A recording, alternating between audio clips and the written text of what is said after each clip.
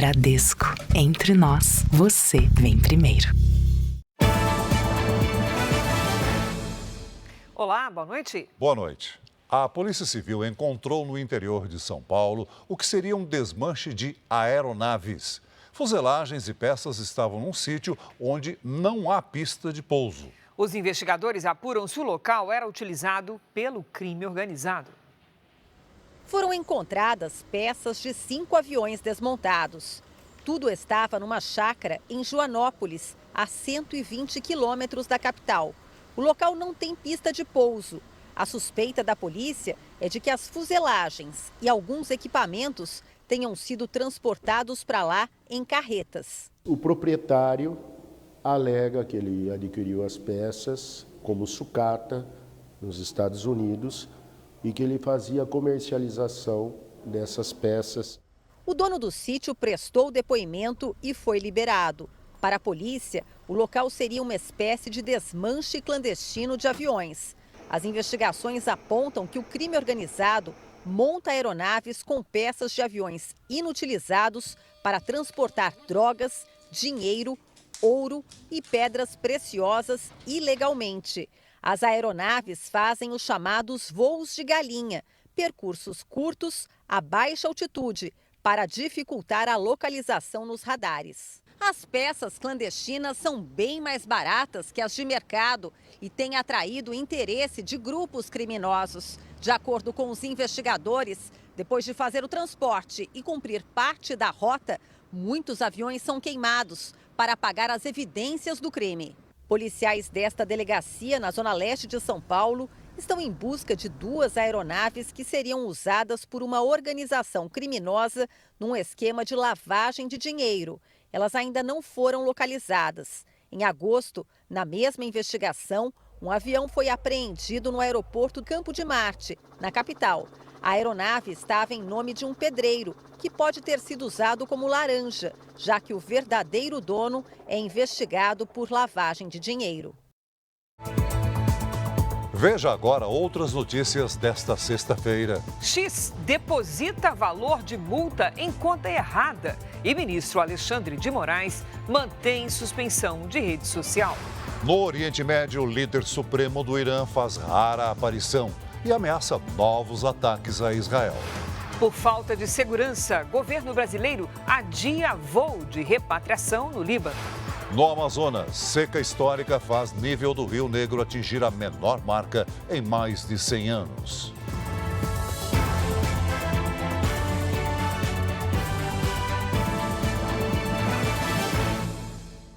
Oferecimento: Crédito Bradesco. Dinheiro na hora em 3 cliques pelo app.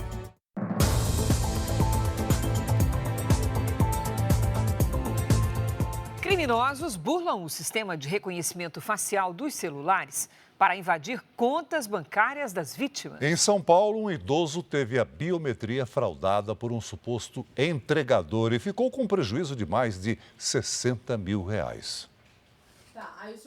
Aos 68 anos, a única renda do seu Vicente é a aposentadoria.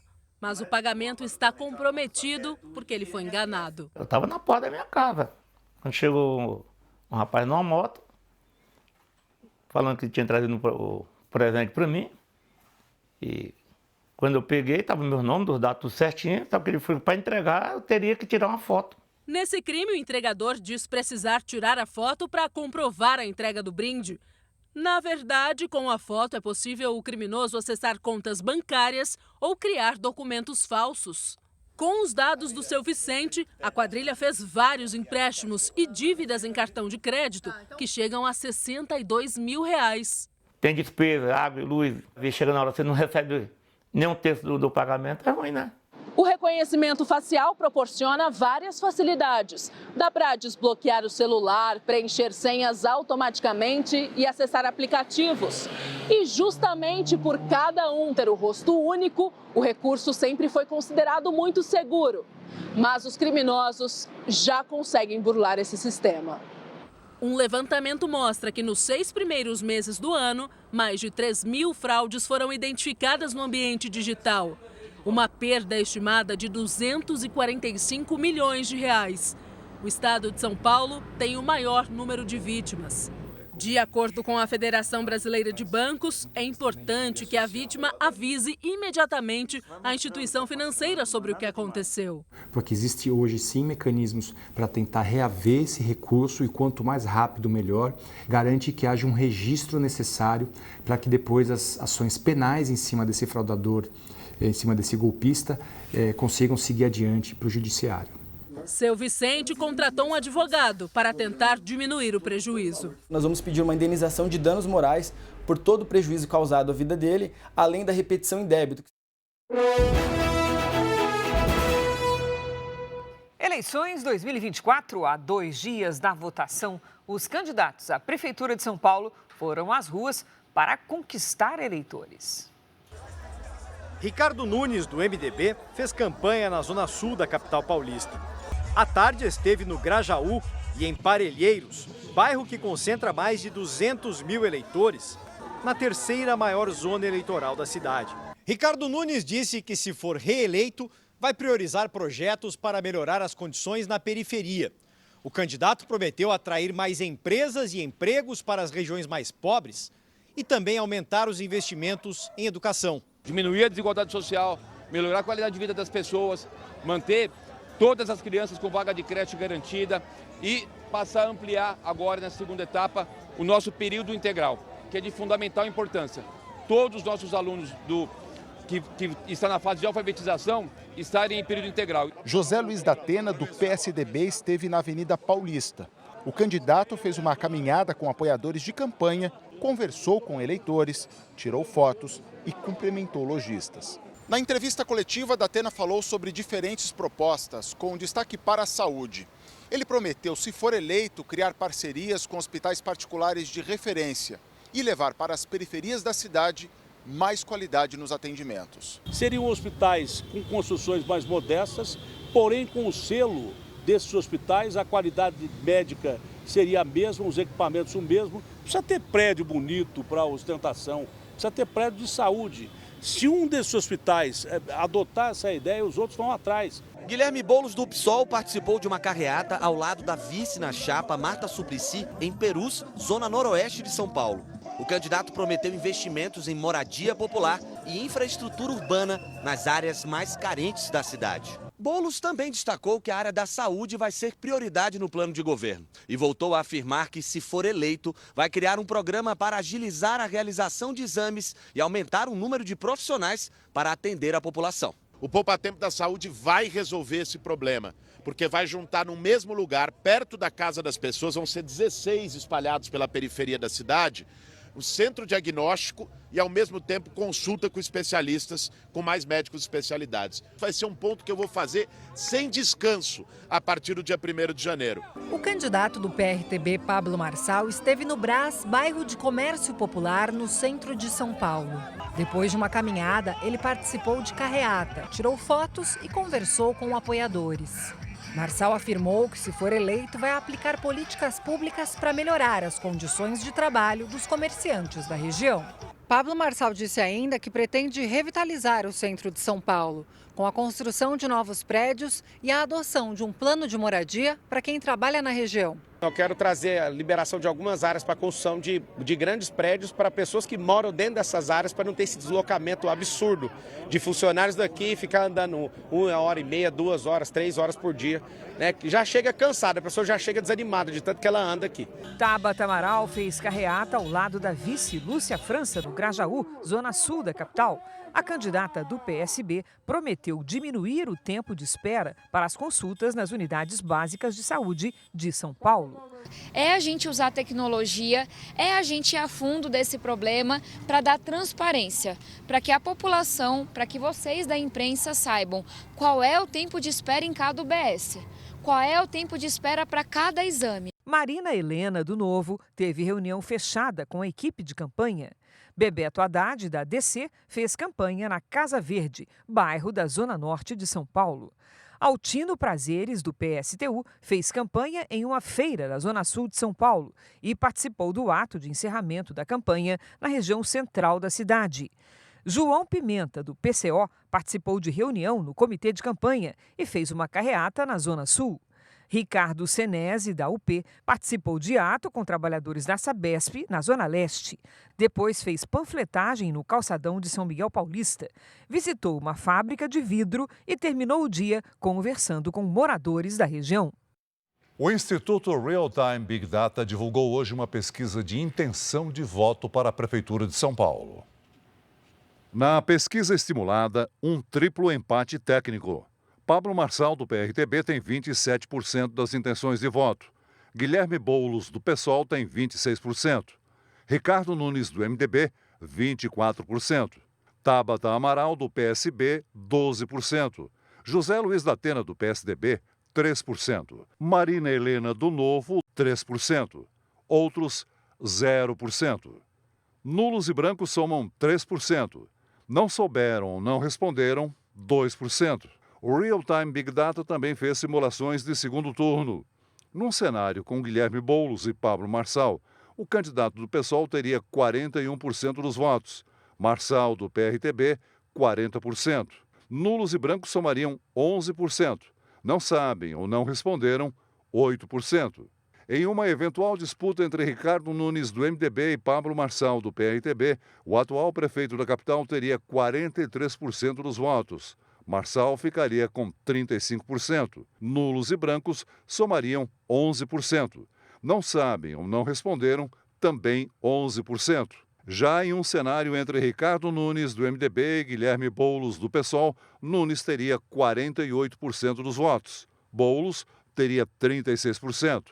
Nulos e brancos somariam 8%. Não sabem ou não responderam, 8%. O Real Time Big Data entrevistou 1.000 pessoas nos dias 2 e 3 de outubro. A margem de erro é de 3 pontos percentuais para mais ou para menos, e o nível de confiança é de 95%. A pesquisa foi registrada na Justiça Eleitoral de São Paulo. A pesquisa do Instituto Real Time Big Data para o Rio de Janeiro também foi divulgada hoje. Na pesquisa estimulada, em que o nome dos candidatos é citado pelo pesquisador, Eduardo Paes, do PSD, tem 54% das intenções de voto. Alexandre Ramagem, do PL, aparece com 28%. Tarcísio Mota, do PSOL, tem 8%. Carol Esponza, do Novo, 1%. Rodrigo Amorim, do União Brasil, 1%. Marcelo Queiroz, do PP, 1%. Ciro Garcia, do PSTU, 0%. Henrique Simonar, do PCO, 0%. Juliette Pantoja, da UP, 0%. Nulos e brancos somam 5%. Não sabem ou não responderam, 3%. Considerando apenas os votos válidos, se a eleição fosse hoje, Eduardo Paes teria 59%. Alexandre Ramagem, 30%. Tarcísio Mota, 8%. Enquanto Carol Esponza, Rodrigo Amorim e Marcelo Queiroz teriam 1%. O Real Time Big Data também fez uma simulação de segundo turno. Na disputa entre Eduardo Paes e Alexandre Ramagem, o atual prefeito teria 58% dos votos contra 32% de Ramagem. Nulos e brancos somariam 6%. Não sabem ou não responderam, 4%. Foram entrevistados 1.000 eleitores nos dias 2 e 3 de outubro. A margem de erro é de 3 pontos percentuais para mais ou para menos. E o nível de confiança é de 95%. A pesquisa foi registrada na Justiça Eleitoral do Rio de Janeiro. A Serra Catarinense registrou a formação de geada. Em São Joaquim, carros e a vegetação rasteira amanheceram com uma fina camada de gelo. A 3 quilômetros do centro da cidade, a geada mudou a paisagem do Vale do Caminhos da Neve. Sexta-feira de frio no sul e chuva em grande parte do sudeste. A Lidiane Sayuri já está por aqui. Oi, Lidy, boa noite. Como é que vai ficar o tempo no final de semana? As temperaturas começam a subir, Cris. Boa noite para você. Boa noite, Celso. E boa noite para você de casa. A massa de ar quente e seco volta a ganhar força no interior do país. Em Curitiba e em São Paulo, sábado ainda será mais fresco. Na capital paulista, o dia amanhece com garoa. À tarde, as máximas ficam entre 16 e 23 graus. Em Campo Grande, dia de sol e calor. de 36 graus. Hoje, o Rio de Janeiro foi o estado que mais registrou chuva. Neste momento, pelas imagens de satélite, as nuvens carregadas se concentram sobre o extremo norte do Brasil. Amanhã, a aproximação de uma frente fria aumenta o volume de chuva no litoral sul da Bahia. Nos estados do Amazonas, Roraima e Acre, o ar úmido forma temporais isolados à tarde. No interior das regiões Sudeste, Centro-Oeste e Nordeste, a umidade do ar cai mais uma vez e atinge níveis críticos. Destaque para o interior de São Paulo, que pode registrar umidade de 20%. Sábado à tarde, com 23 graus em Florianópolis. No Rio de Janeiro, faz até 25. Em Goiânia, os termômetros chegam aos 40. No Recife, 27. E até 33 em Manaus. Hora da participação dos nossos telespectadores. O Afonso está de olho no tempo em Lages, Santa Catarina. Boa noite, Afonso. Sábado ainda frio por aí. À tarde faz 21 graus. No domingo, dia ensolarado e quente com 27 de máxima. E na segunda, a temperatura volta a cair. A Lourdes é de Belém, no Pará. Bem-vinda, Lourdes. Sábado ensolarado e seco faz até 35 graus. A partir de domingo, a previsão é de pancadas de chuva pela manhã, com aquela sensação de tempo abafado. A gente espera a sua participação por aqui. Poste seu pedido nas redes sociais com o nome de uma cidade e a hashtag você no JR. Cris, Celso. Obrigada, Lid. Veja a seguir. Polícia Federal apreende quase 2 milhões de reais em espécie durante operação contra crimes eleitorais no Rio de Janeiro. Líder supremo do Irã faz rara aparição pública e diz que vai atacar Israel novamente se for necessário.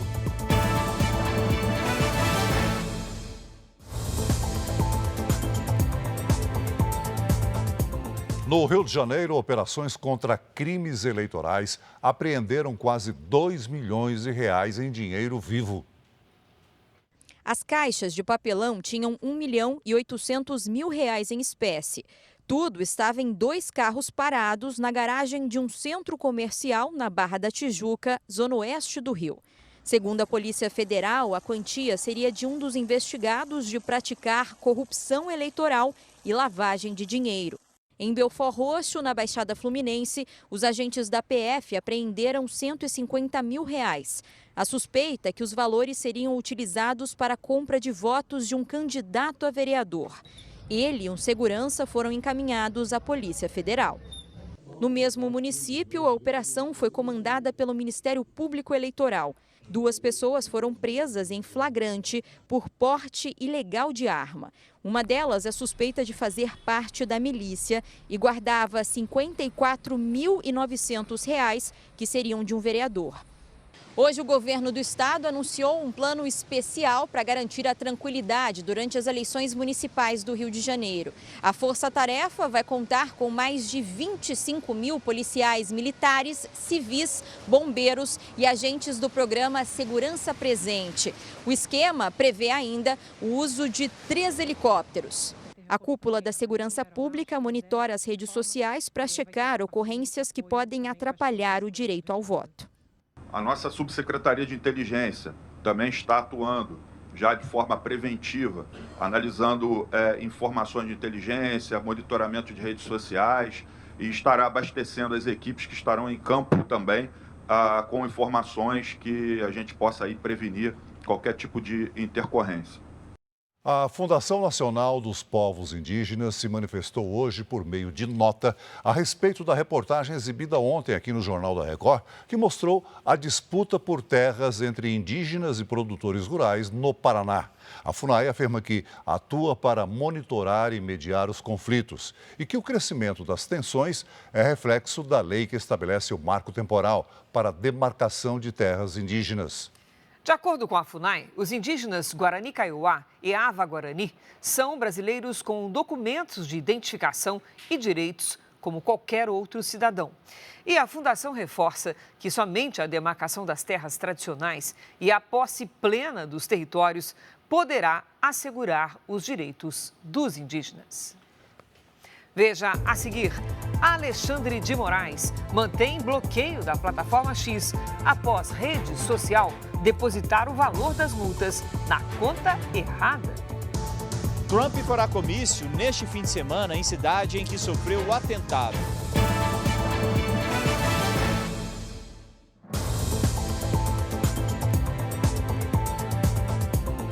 O corpo do apresentador Cid Moreira será enterrado amanhã em Taubaté, interior de São Paulo. No velório realizado hoje na sede do governo do Rio de Janeiro, amigos e familiares prestaram as últimas homenagens. A cerimônia foi no Salão Nobre do Palácio Guanabara, com a presença da guarda de honra da Polícia Militar. Ainda abalada, a viúva relembrou os momentos que passou ao lado de Cid Moreira. O que eu vivi com ele foi fantástico, quase vai fazer 25 anos, não é brinquedo, né? E eu sou muito grata pelo tempo com ele. Parentes, fãs e amigos também puderam dar o último adeus ao apresentador, que morreu aos 97 anos. Eu acho que isso é um exemplo, a gente trabalhar sempre e ter esse respeito que ele tinha, por isso esse carinho tão grande do público. As homenagens começaram ontem em Petrópolis, onde o jornalista morou nos últimos anos. Cid Moreira estava internado desde setembro para tratar de uma peritonite, inflamação que atinge a membrana que reveste o abdômen. A idade avançada agravou o quadro. Eu passei a noite de mãozinha dada com ele, porque ele estava ficando estranho, eu estava com medo. Eu virei para ir lavar a mão, para ir no banheiro, ele foi. Cid Moreira vai ser enterrado amanhã em Taubaté, no interior de São Paulo. Na cidade onde ele nasceu, também estão sepultados a primeira esposa, a filha e um neto do apresentador. Em menos de 12 horas, a Polícia Militar de São Paulo resgatou 4 pessoas que eram mantidas reféns por sequestradores. Imagens da câmera de segurança de uma loja mostram um carro de aplicativo parado. O homem espera em pé ao lado do veículo. Segundo a polícia, ele é um empresário que tinha marcado um encontro por um aplicativo de relacionamento. Ele percebe a chegada dos criminosos e entra no carro. O empresário e o motorista são rendidos. Um dos sequestradores assume a direção, enquanto os outros levam os homens num segundo veículo. As vítimas foram trazidas aqui para esta casa, na zona norte de São Paulo. O cativeiro ficava justamente neste quarto. Os dois ficaram o tempo todo amarrados e sob a mira de armas. E os sequestradores também faziam várias ameaças. Foram quase 14 horas neste quarto até que uma denúncia anônima alertou os policiais. As vítimas foram libertadas e 2 sequestradores presos. Um revólver foi apreendido. A princípio eles não reagiram, né? Na abordagem das viaturas e logo em seguida já se renderam. Com medo de mostrar o rosto, o motorista de aplicativo conta que os sequestradores foram violentos. Bateram no passageiro, pedindo senha de cartão, de Pix, de tudo, entendeu? Transações, tudo. O pai do motorista passou a noite procurando por ele. É uma sensação horrível que a gente passa porque sem saber onde o filho está e o que podia estar acontecendo. E sem resposta, né? Em depoimento, as vítimas contaram que 4 suspeitos participaram do sequestro. Segundo a polícia, os criminosos fazem parte de uma quadrilha que utiliza perfis falsos de mulheres em aplicativos de relacionamento para marcar encontros. Mas quando os homens chegam aos locais combinados, eles são sequestrados e depois obrigados a fazer compras e transferências bancárias. Na região oeste da capital, outro sequestro. Um casal voltava para casa quando foi abordado por 3 homens. Eles foram levados a uma comunidade perto da Universidade de São Paulo. Horas depois, a PM conseguiu encontrar o cativeiro e libertar as vítimas. Bens materiais a gente consegue recuperar, agora é questão do trauma mesmo. Um dos criminosos reagiu e foi morto na troca de tiros. Outros 2 foram presos em flagrante.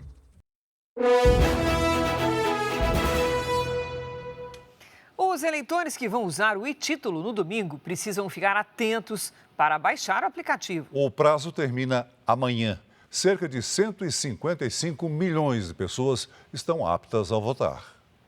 Mais de 46 milhões de brasileiros têm contas no e-título, uma versão digital do título de eleitor que dispensa outros documentos para a votação. Mas a foto tem que estar cadastrada. Quase 156 milhões de eleitores poderão votar para os cargos de prefeito e vereador. É possível levar uma colinha em papel com os números. Pela ordem, o eleitor vota primeiro no candidato a vereador, com 5 dígitos. Depois, o voto para prefeito, com 2 números. Mais de 15 mil candidatos disputam mais de 5.500 vagas de prefeito e mais de 431 mil tentam os mais de 58 mil cargos de vereador. 5 municípios vão aproveitar a eleição de domingo para realizar plebiscitos e referendos. Entre eles, os eleitores de São Luís vão analisar o passe livre estudantil e os de Belo Horizonte vão votar sobre a troca da bandeira da cidade. Brasília e Fernando de Noronha não têm eleições municipais. No domingo, é possível manifestar o voto individualmente com broches, adesivos e camisetas. A tentativa de influenciar o eleitor no local de votação, a chamada boca de urna, não é permitida.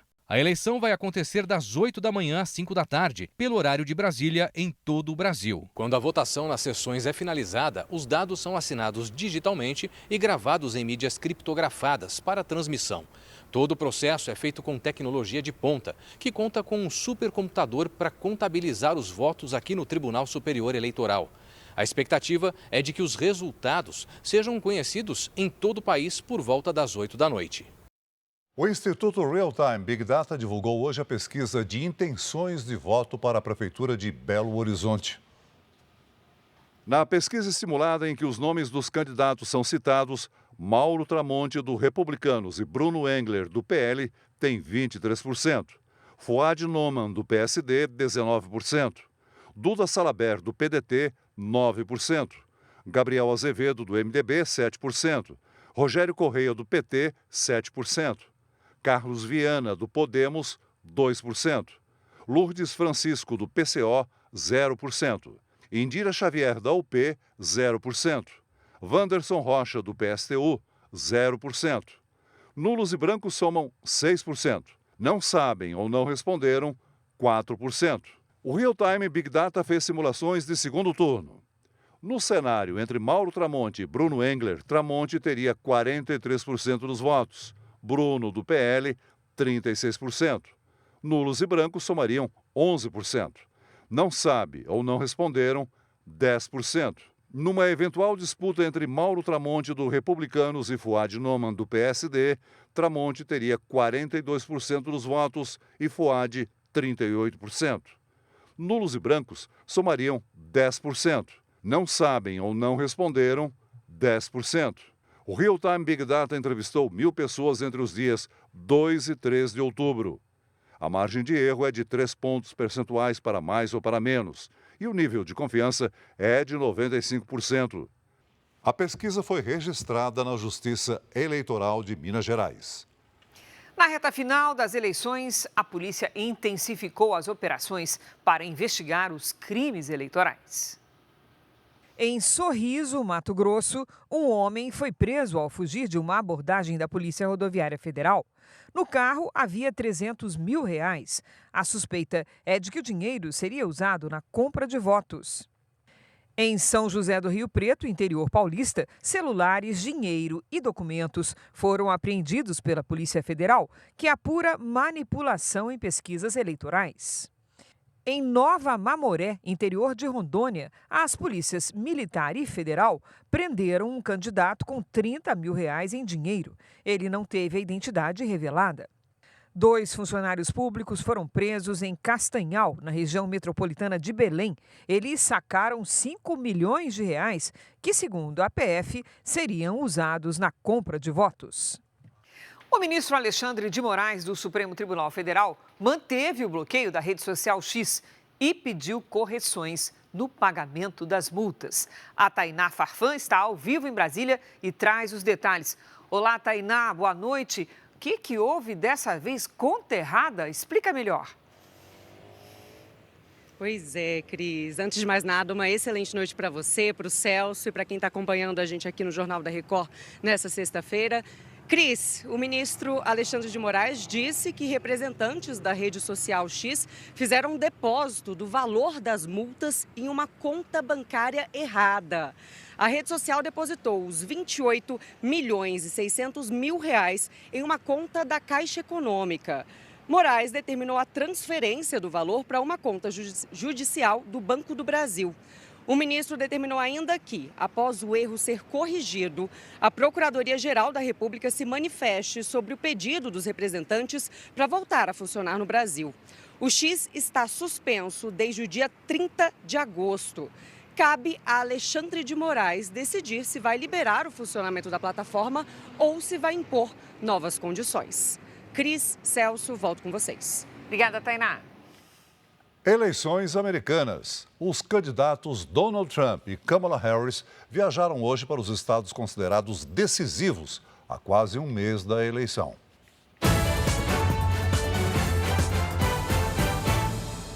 Kamala Harris foi para 2 cidades do Michigan em busca de apoio sindical e de votos da classe trabalhadora.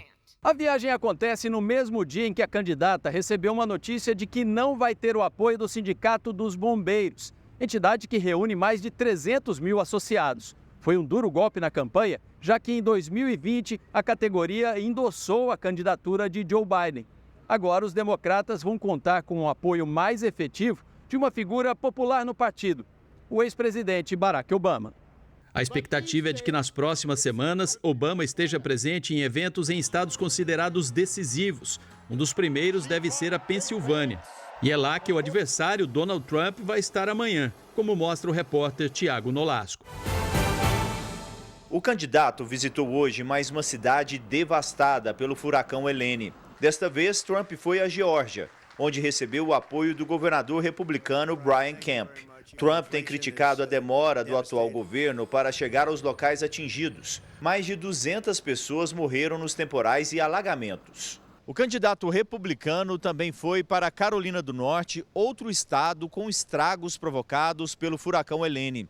Mas as atenções do país estão voltadas para amanhã. Donald Trump vai para a cidade de Butler, na Pensilvânia, onde sofreu atentado em julho. O bilionário Elon Musk, dono da rede social X, disse que estará lá para apoiar Trump. No ataque, o ex-presidente foi atingido na orelha por um tiro de fuzil e um espectador morreu. O atirador também foi morto, mas o serviço secreto admitiu que houve falha na segurança. O FBI e a Polícia Federal Americana ainda investiga a motivação do crime. Veja a seguir, no Amazonas, o Rio Negro atinge nível mais baixo em mais de 100 anos. E também, 9 em cada 10 brasileiros usam algum dispositivo digital antes de dormir. Fábia adia voo para a repatriação de brasileiros que estão no Líbano por segurança.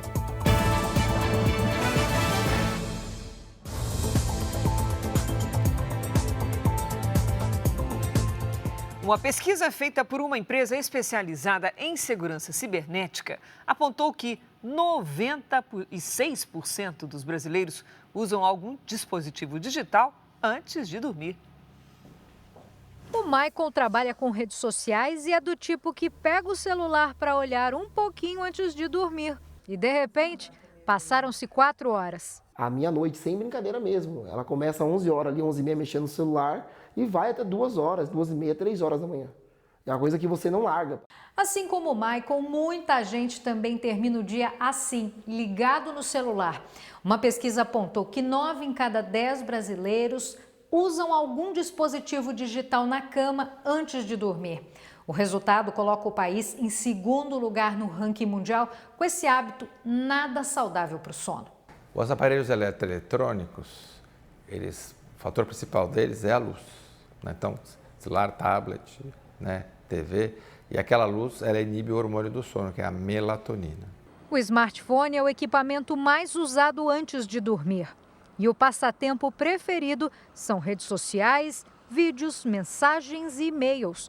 O estudo entrevistou 15.600 pessoas de 18 a 64 anos de 17 países. A dependência é cada vez mais frequente e afeta todas as idades, alerta um médico especialista em sono. No começo da noite, o ideal é 1 hora antes de adormecer, desligar os eletroeletrônicos e fazer uma atividade mais calma, que inclua, né, uma leitura, coisa que seja mais adequada para o horário do sono, de forma que você consiga, né, deixar que o sono chegue. Né? O Michael tenta, mas por enquanto o celular está ganhando a batalha contra o sono. Muitas pessoas hoje estão dominados pelas redes sociais e isso tem me prejudicado muito. Isso a gente não pode também negar, né? O líder supremo do Irã defendeu hoje os ataques contra Israel e a união dos países muçulmanos. O Ayatollah Ali Khamenei fez hoje uma rara aparição pública na maior mesquita de Teherã, a capital do país. Ele dedicou parte do discurso ao conflito no Oriente Médio e disse que os grupos Hamas e Hezbollah vão continuar na luta contra as forças israelenses, apesar das mortes recentes de líderes. Os aliados não vão recuar, declarou. Ali Khamenei ainda afirmou que Israel não vai durar muito tempo e prometeu atacar novamente se for necessário. A cerimônia liderada pelo Ayatollah foi uma homenagem ao líder Hassan Nasrallah, morto na capital do Líbano. O exército de Israel anunciou a morte do chefe de comunicações do Hezbollah. Bombardeios atingiram locais próximos ao aeroporto internacional de Beirute e outras regiões libanesas também foram atingidas. O exército israelense emitiu um comunicado hoje aos residentes de mais de 30 vilarejos e cidades no sul do Líbano, pedindo que deixem suas casas imediatamente. Os militares orientaram a população a se mudar para o norte do rio Awali, para que não sejam prejudicados em ataques contra o Hezbollah. O discurso do Ayatollah acontece em um momento em que o Irã espera uma resposta de Israel desde os lançamentos de quase 200 mísseis na terça-feira. Os Estados Unidos discutem com Israel qual será a resposta. Hoje, na Casa Branca, o presidente Joe Biden corrigiu os comentários de ontem e desaconselhou um bombardeio contra refinarias de petróleo iranianas. No Iêmen, aeronaves de guerra americanas e britânicas bombardearam cidades controladas pelos Houthis. Aliado do Irã, o grupo é responsável por lançar ataques frequentes contra navios no mar Mediterrâneo em apoio aos terroristas do Hamas. O governo federal adiou o voo da FAB que iria buscar brasileiros no Líbano. A Nicirinha é brasileira, mas mora no Líbano desde os 8 anos. Ela, a mãe e a irmã estão na lista de passageiros do primeiro voo de repatriação. Já estavam de malas prontas, mas ficaram apreensivas com o adiamento do voo. Tá todo mundo ansioso aqui, né? Eu, minha mãe, a minha irmã, porque a gente não sabe direito o que a gente vai fazer. Os bombardeios perto do aeroporto de Beirute fizeram a Força Aérea Brasileira adiar a chegada do avião KC-30 que estava prevista para esta sexta-feira. Segundo o Itamaraty, a decisão foi tomada por questão de segurança. O presidente Lula e o ministro das Relações Exteriores, Mauro Vieira, se reuniram para tratar do tema. A expectativa é que o avião pouse no Líbano amanhã à tarde. O general Luiz Eduardo Ramos coordenou a operação de resgate de brasileiros do Líbano em 2006. Quase 3.000 pessoas foram retiradas na época. A situação agora é mais complexa.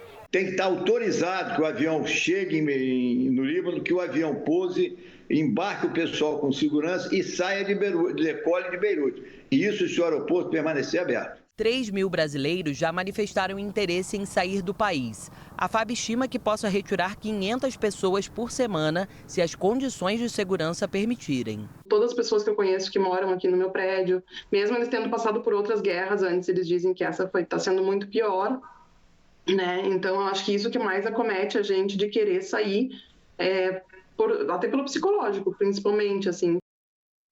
A Procuradoria-Geral da República pediu o arquivamento de um inquérito sobre supostos pagamentos aos senadores Renan Calheiros e Eduardo Braga, ambos do MDB. A ação teve início com delações de executivos do setor farmacêutico, em desdobramento da Operação Lava Jato. De acordo com a PGR, não há elementos que comprovem as acusações.